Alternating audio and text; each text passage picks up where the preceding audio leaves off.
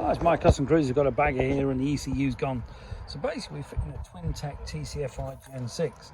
And we've connected all the wires up. You can see here the battery's on charge because I was going to use some power. This goes in a diagnostic port, which isn't the one we thought, which is that. It's actually this one on the side. Okay, we've got the sensors hanging in mid-air, so they're getting fresh air. This lead here, obviously the harnesses go to the TCFI up here. This is the WEGO unit. Okay, and the other one is round this side at the front.